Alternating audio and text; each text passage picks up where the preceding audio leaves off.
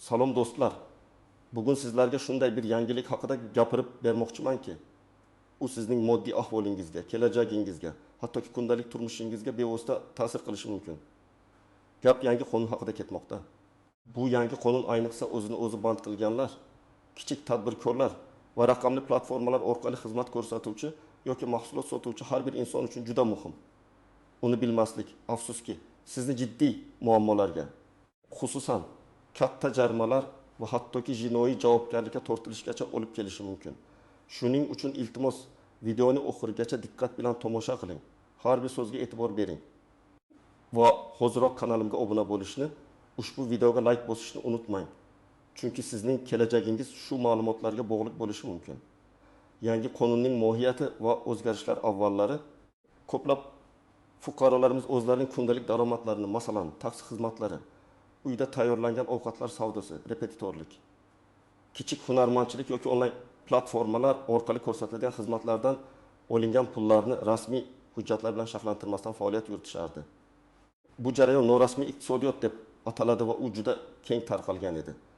Ba'zi fuqarolarimiz o'zini o'zi band qilganlar sifatida ro'yxatdan o'tishgan bo'lsa-da, ularning faoliyat doirasi va soliqqa tortish mexanizmlari unchalik aniq emas edi.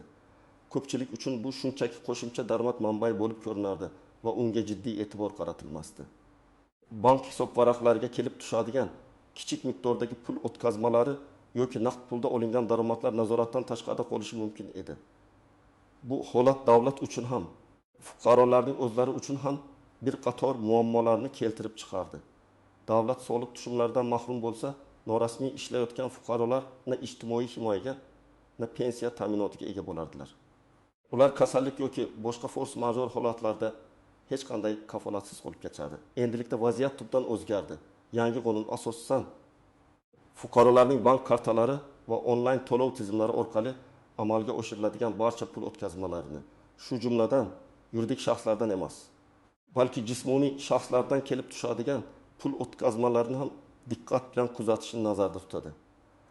Asosiy o'zgarish shundaki, agar sizning bank kartangizga muntazam ravishda, ya'ni 3 oy davomida har oy kamida 2-3 marotaba doimiy ravishda ma'lum miqdordagi pul o'tkazmalar kelib tushsa va bu o'tkazmalar sizning ish haqingiz yoki rasmiy daromadingiz bilan bog'liq bo'lmasa, unda soliq organlari bunga e'tibor qaratishi mumkin. Bunday o'tkazmalar tadbirkorlik faoliyatidan olingan daromad sifatida baholanadi va rasmiylashtirish talab etiladi. Bu o'zgarishning asosiy maqsadi iqtisodiyotni shaffoflashtirish, soliqlarni yig'ish samaradorligini oshirish, shuningdek norasmiy sektorda faoliyat yuritayotgan fuqarolarga ijtimoiy kafolatlar berishdir. Ya'ni davlat endi norasmiy daromadlarni ham nazorat ostiga olib, ularni legallashtirishga intilmoqda. Bu faqatgina davlat uchun emas, balki shu kabi faoliyat bilan shug'ullanuvchi fuqarolar uchun ham muhim. Chunki ular endi qonuniy maqomga ega bo'lib, o'z huquqlarini himoya qila oladilar va kelajakda ijtimoiy himoyaga umid qila oladilar. Nimalarni bilish kerak, kimlar uchun muhim? Kimlar uchun emas, yangi qonunni tushunish uchun sizga bir nechta asosiy jihatlarni tushuntiraman. Eng avvalo siz shaxsiy pul o'tkazmalari va tadbirkorlikdan olingan daromadlar o'rtasidagi farqni aniq bilishingiz kerak. Nimalarni bilishingiz kerak? Davlat endi har bir fuqaroning bank kartasiga kelib tushgan pul o'tkazmalarini tahlil qiladi. Agar kartangizga 3 oy mobaynida har oyda 2 yoki undan ortiq marta umumiy summasi jiddiy bo'lgan pul o'tkazmalari kelsa, masalan, har bir o'tkazma uchun minimal ish haqining yarmi yoki undan ko'p miqdorida va jami har oylik tushum minimal ish haqining 2 barobaridan oshsa, bu soliq organlarining e'tiboriga tushishi mumkin. Bu degani sizning faoliyatingiz tadbirkorlik faoliyati sifatida baholanadi va siz uni rasmiylashtirishingiz shart bo'ladi. Agar siz o'z faoliyatingizni rasmiylashtirmasangiz, davlat sizning daromadlaringizni yashirganlikda ayblashi mumkin. Bu esa jiddiy huquqiy oqibatlarga olib keladi. Bunga soliq idoralari tomonidan amalga oshiriladigan tushuntirish ishlari, talabnomalar, so'rovnomalar, shuningdek bank kartangizdagi operatsiyalarni bloklash va jarimalar kiradi. Kimlar tashvishlanishi kerak? Bir onlayn xizmat ko'rsatuvchilar. Misol uchun, Alisher ismli Toshkentda yashaydi va o'zining IT bo'yicha maslahatlar nomli kichik xizmatni Telegram orqali reklama qiladi. U xaridorlardan to'lovlarni bank kartasiga qabul qiladi. Agar Alisher har oy 15-20 mijozdan har biri biri 20 bin so'mdan pul qabul qilsa, uning oylik daromadi 2020 bin so'mdan 30 bin so'mgacha bo'ladi. 3 oy davomida uning kartasiga muntazam ravishda aytaylik, ayimdan ortiq o'tkazma kelib tursa, soliq organlari uning faoliyatini tekshirishi mumkin. Alisher bu faoliyatini o'zi band qilgan shaxs sifatida rasmiylashtirishi yoki aka tartibdagi tadbirkor sifatida ro'yxatdan o'tishi kerak bo'ladi. Agar u buni qilmasa, uning daromadlari soliqqa tortilmagan deb hisoblanadi va unga daromad solig'i hisoblanadi. Shuningdek, ushbu summaning 20% gacha miqdorida jarima solinishi mumkin. Tasavvur qiling, bir yil davomida Alisherning jami daromadi 3 ming so'm bo'lsa, in 2% daromad solig'i 306 ming so'm va jarima 6 ming so'mgacha to'lashi kerak bo'ladi. Bu uning uchun sezilarli moliyaviy yo'qotishdir. 2. Onlayn savdo bilan shug'ullanuvchilar. Masalan, Mohira xola uyda pishiriqlar tayyorlab, ularni Instagram orqali sotadi. U ham mijozlardan pulni plastik karta orqali qabul qiladi. Agar Mohira xola kuniga 37 dar mijozdan har biridan 2 ming so'mdan 100 ming so'mgacha pul o'tkazmasini qabul qilsa, uning oylik daromadi 500 ming so'mdan 12 ming so'mgacha yetishi mumkin.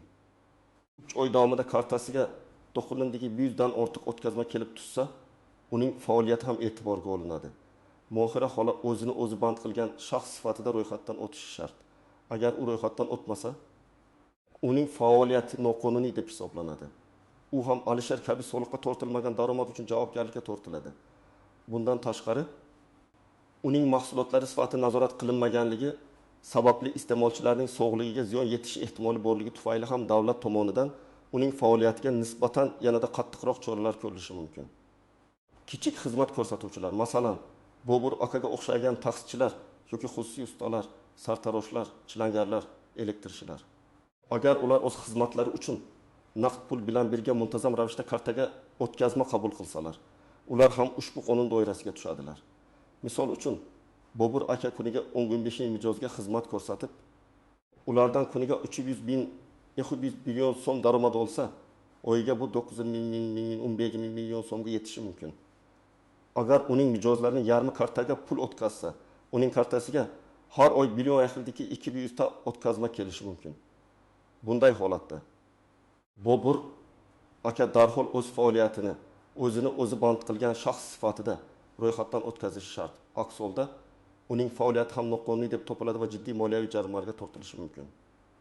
Agar Bobur aka ro'yxatdan o'tmasdan ishlasa, unga birinchi marta aniqlanganda daromad solig'i hisoblanadi va minimal ish haqining 5 barobar miqdorida, taxminan 5 ming so'm jarima solinishi mumkin. Qayta aniqlanganda esa jarima miqdori 2 barobar oshishi yoki hatto litsenziyasi bekor qilinishi ham mumkin. Kimlar tashvishlanmasligi kerak? O'z yaqinlari yoki do'stlardan pul o'tkazmalarini oluvchilar. Agar sizga oila a'zolaringiz, qarindoshlaringiz yoki do'stlaringizdan bir martalik yordam puli, qarz, sovg'a yoki boshqa shaxsiy ehtiyojlar uchun pul kelib tushsa, bu tadbirkorlik faoliyati sifatida baholanmaydi. Masalan, talaba Dilshodga ota-onasi har oy 1 million 500 ming so'm stipendiya va o'qish xarajatlari uchun pul o'tkazadi. Bu bir martalik o'tkazma yoki muntazam bo'lsa-da oilaviy yordam hisoblanadi va tekshiruvga sabab bo'lmaydi. Faqatgina agar bu o'tkazmalar sizning kartangizga muntazam ravishda turli shaxslardan bir xil yoki o'xshash summalarda kelib tursa, shubha uyg'otishi mumkin. 2. Rasmiy ish haqi oluvchilar.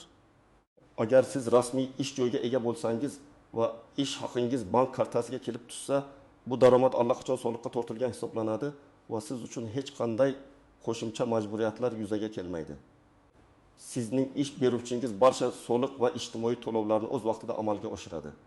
Bu tip pensiya, nafaqa yoki stipendiya oluvchilar, davlat tomonidan to'lanadigan pensiya, nafaqa yoki stipendiyalar ham soliqqa tortilmaydi va bu qonun doirasiga kirmaydi. Masalan, Maftuna opaga har oy pensiya kartasiga keladi. Bu mutlaqo qonuniy va hech qanday muammosiz. 4. Moddiy yordam oluvchilar.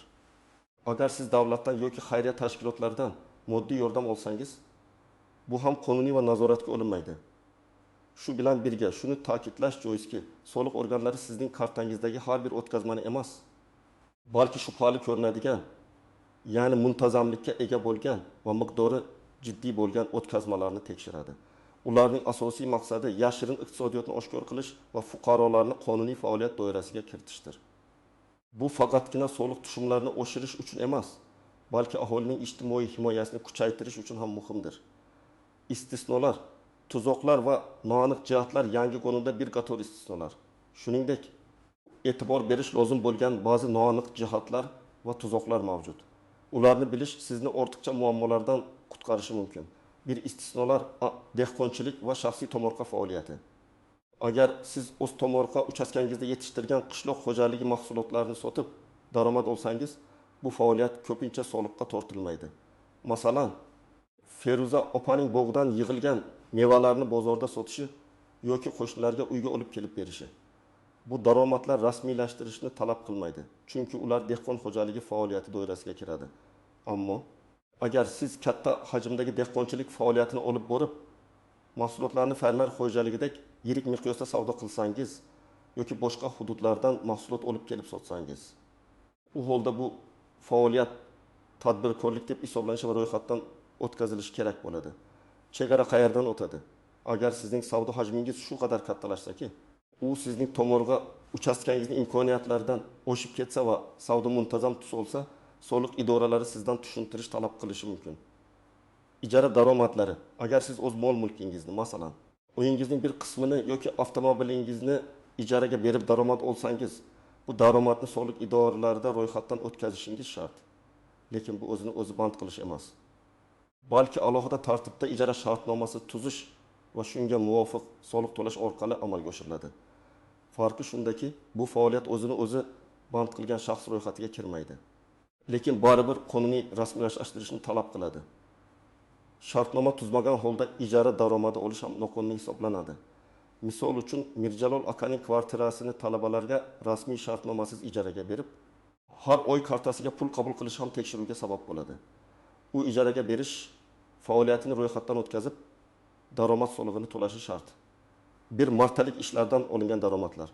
Agar siz bir martalik, ya'ni vaqtinchalik va tasodifiy xarakterga ega bo'lgan ishlardan daromad olsangiz, masalan, qo'shningizning hovlisini bir martaga tozalash yoki bir martalik kompyuter tuzatish kabi, bu daromadlar odatda soliqqa tortilmaydi.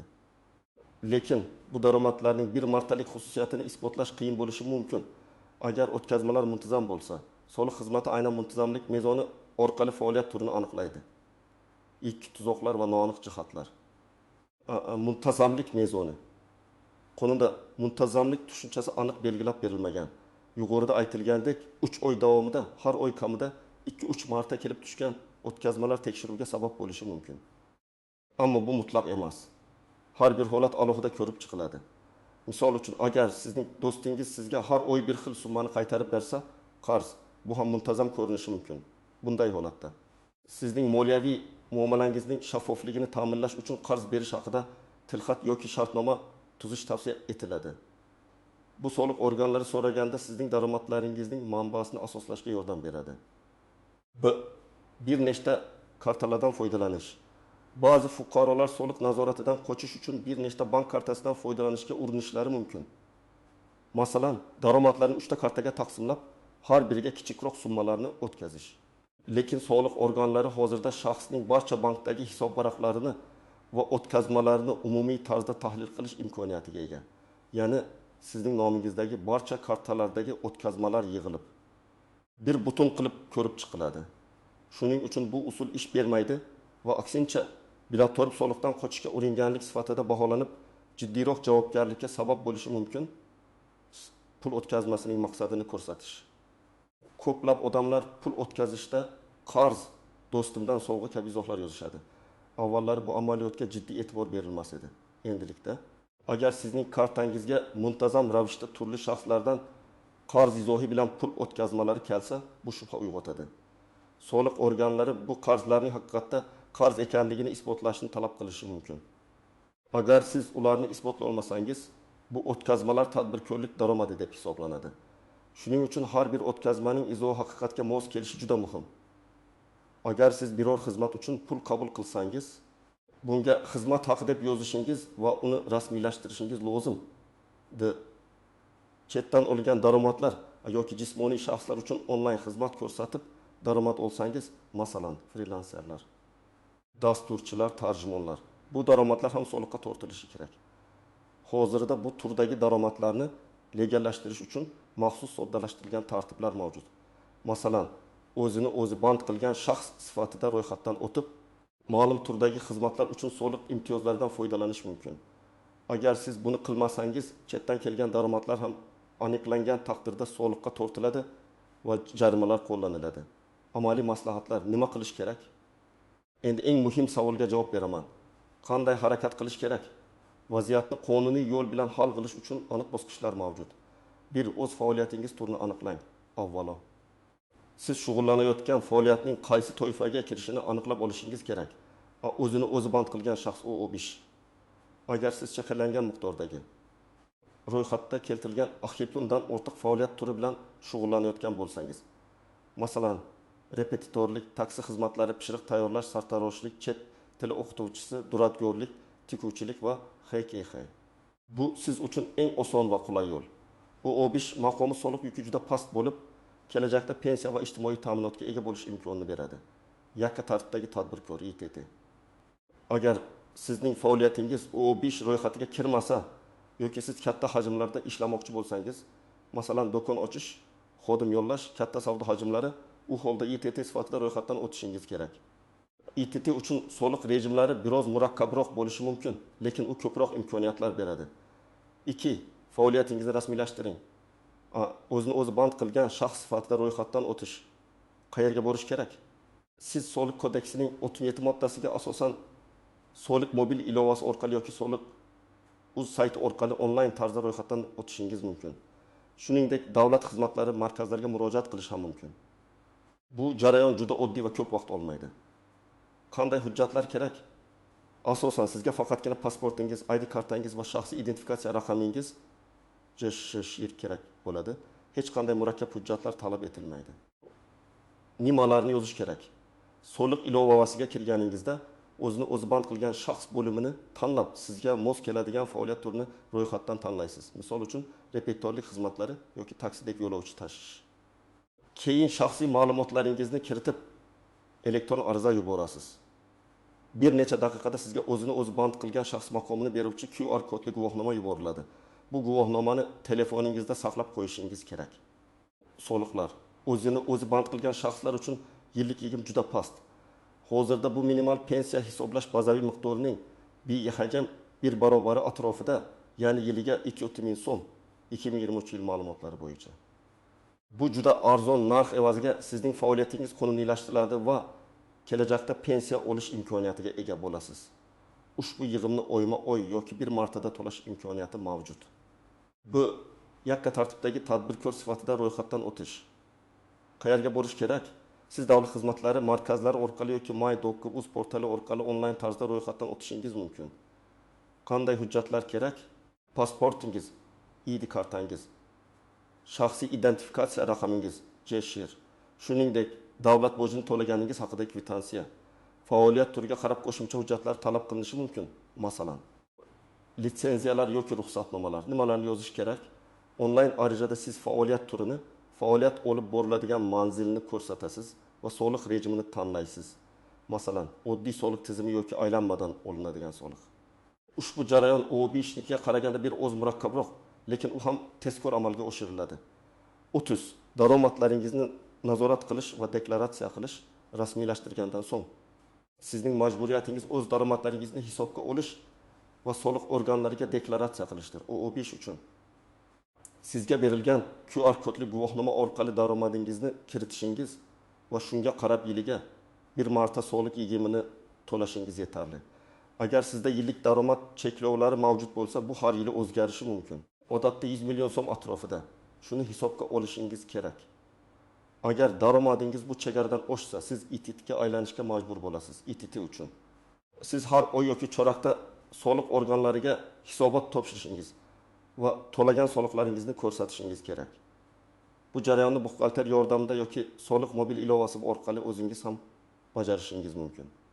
Bank kartangizdan ehtiyotkorlik bilan foydalaning. Shaxsiy va tadbirkorlik mablag'larini aralashtirib yubormang. Agar imkoniyatingiz bo'lsa, tadbirkorlik faoliyatingiz uchun alohida bank kartasi oching. Bu soliq organlari bilan muloqotda sizga juda katta yordam beradi. O'tkazmalar izoni aniq ko'rsating.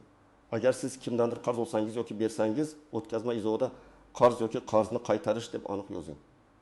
Agar bu shaxsiy yordam bo'lsa, uni ham ko'rsatib o'ting. Agar siz xizmat uchun pul qabul qilsangiz, xizmat haqi deb yozing, lekin buni faqat faoliyatingizni rasmiylashtirgandan so'ng qiling. 5. Mutaxassis bilan maslahatlashing. Agar sizning vaziyatingiz murakkab bo'lsa yoki o'zingiz hal qila olmasligingizga ishonsangiz, soliq masalalari bo'yicha mutaxassis, buxgalter yoki yurist bilan maslahatlashing. Ular sizga to'g'ri yo'l ko'rsatib, jarimalardan qochishga yordam berishadi. Soliq organlarining call center 192 raqamiga qo'ng'iroq qilib ham bepul maslahat olishingiz mumkin. Xulosa va yakuniy chorlov, hurmatli do'stlar, umid qilamanki, bugungi videomiz sizning yangi qonun bo'yicha tushunchalaringizni ancha boyitdi. Bizning mamlakatimiz iqtisodiyoti shaffoflashish yo'lida va bu jarayon har birimizning kundalik hayotimizga ta'sir qilmasdan qolmaydi. Yangi qonunning asosiy maqsadi bu sizga ortiqcha bosim o'tkazish emas, balki sizning faoliyatingizni qonuniy doiraga kiritish, sizni ijtimoiy jihatdan himoya qilish va kelajagingiz uchun foydavor yaratishdir.